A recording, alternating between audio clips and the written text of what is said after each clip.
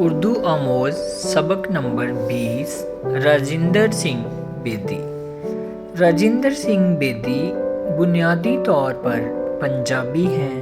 بیدی 1915 کو ضلع سیالکوٹ کی ایک تحصیل ڈسکہ میں پیدا ہوئے۔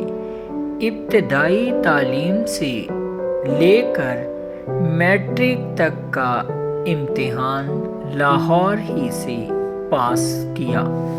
اس کے بعد DAV کالج میں داخل ہوئے، لیکن والدہ کے انتقال کے بعد تعلیم چھوڑ کر پوسٹ آفس میں کلرک کی حیثیت سے ملازم ہوئے۔ بیدی نے تعلیم کے دوران ہی اردو اور پنجابی میں نظمیں اور کہانیاں لکھنی شروع کر دی تھیں۔ 1934 میں ملازمت کے ایک ہی سال بعد بیدی کی شادی ستونت کور سے ہو گئی۔ پوسٹ آفس کی ملازمت کے بعد مرکزی حکومت کے پبلسٹی محکمہ میں کام کیا اور اس کے بعد آل انڈیا ریڈیو میں بطور اسکرپٹ رائٹر فرائض انجام دیتے رہے۔ اس کے بعد جموں ریڈیو اسٹیشن کے ڈائریکٹر ہو گئے۔ پھر یہ نوکری چھوڑ کر بمبئی چلے گئے۔ یہاں آ کر انہوں نے بڑی بہن، داغ، مرزا غالب، دیوداس، مدھومتی اور انورادھا فلموں کے منظرنامے اور مکالمے لکھے۔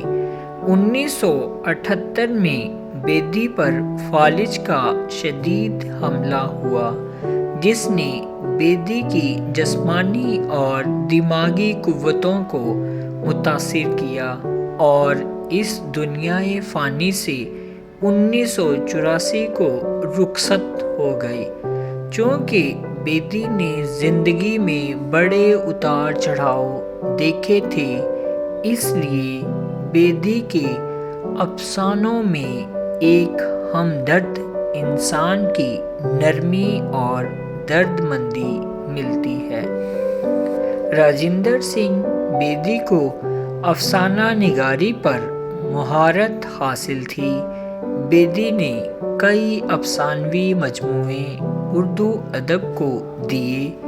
ان کے افسانوں کا پہلا مجموعہ دانا و دام ہے۔ اس کے علاوہ ان کے افسانوی مجموعے گرہن، کوکچلی، اپنے دکھ مجھے دے دو، ہاتھ ہمارے قلم ہوئے اور مکتی بودھ منظر عام پر آئے، جن میں سے پنجاب کی خوشبو ہمیشہ آتی ہے۔ ان کے کردار اپنی دھرتی سے جڑے ہوئے ہیں۔